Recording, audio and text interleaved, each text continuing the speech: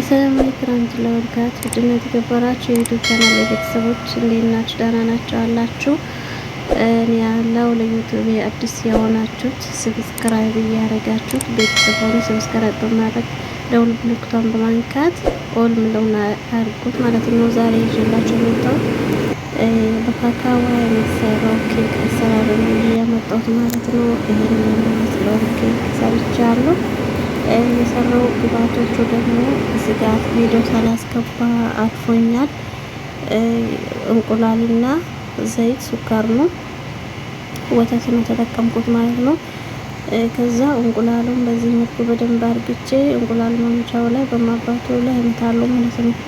በጣም አረፋ እስከሚሆን ድረስ ነው የመታሁት።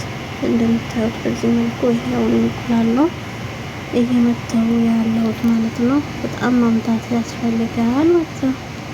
በጣም ቆንጆና ደስ የሚለው ኬክ ነው የሚያወጣው። ከዛ በዚህ መልኩ መጥቼ ዘይቱን ጨመርኩት። እንቁላሉን ከመታሁት በኋላ ዘይቱን እንደዚህ አርግቼ ጨመርኩት። ዘይቱን ከጨመርኩት በኋላ ድጋሚ መታው። በዚህ በእንቁላል ማምቻው ላይ በማባቱ በዚህ መልኩ እንደዚህ አርግቼ በደንብ አርግቼ እመታለሁ። አረፋው እንቁላሉ ራሱ አረፋ ያወጣል ማለት ነው። ከዛ በዚህ መልኩ መትቼ ሱካር ጨምራለሁ ማለት ነው። እኔ እዚህ ጋር ሱካር ነው ጨመርኩት፣ ወተት ነው ጨመርኩት። ወተት ጨምሬያለሁ። ቪዲዮ በኋላ ላይ ነው የጨረስኩታለሁ። ወተት ጨምሬ አሁን ድጋሚ እመታለሁ ማለት ነው። አንድ ብርጭቆ ወተት ተጠቅሜያለሁ። አሁን እዚህ ጋር በዚህ ሰንያ ላይ ሰሮት ኬክ ላይ አንድ ብርጭቆ ወተትና 4 እንቁላል ተጠቅሜያለሁ። ዱቄት አስገባሁት፣ 2 ኩባያ ዱቄት ቤኪንግ ፓውደር። ዱቄቱን ከመታው በኋላ በዚህ መልኩ መትቼ ቤኪንግ ፓውደሩን ከጨመርኩ በኋላ በዚህ መልኩ መትቼ አዘጋጅቻለሁ።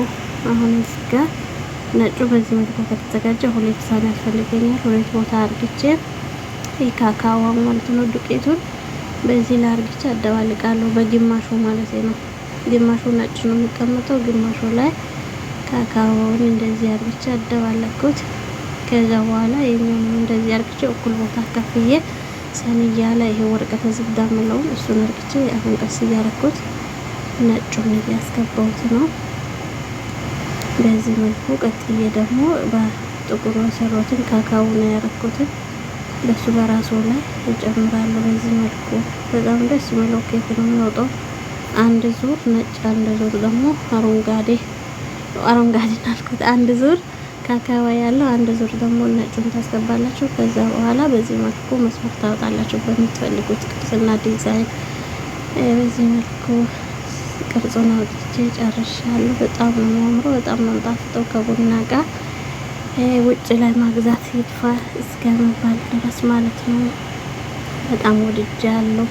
ከወደዳችሁት ላይክ ሼር እያረጋችሁ ቤተሰብ ሆኖት፣ ነባሮቹም ደግሞ ሼር እያረጋችሁ አዲስ የምትመጡት ሰብስክራይብ አድርጉ። በዚህ መልኩ በሱሉ ከወጣ በኋላ ይሄን ይመስላልላችኋለሁ ቤተሰቦቼ። ከበሰለ በኋላ ይሄን ይመስላል። አሁን ቆርሶ ማቅረብ ብቻ ነው። ሌላ ነገሩ ያ በጣም ቀላል ነው። ቶሎ ፈጣን እንዳይመደርስ ኬክ ነው። ተጠቅሙት። ላይክ ሼር እያደረጋችሁ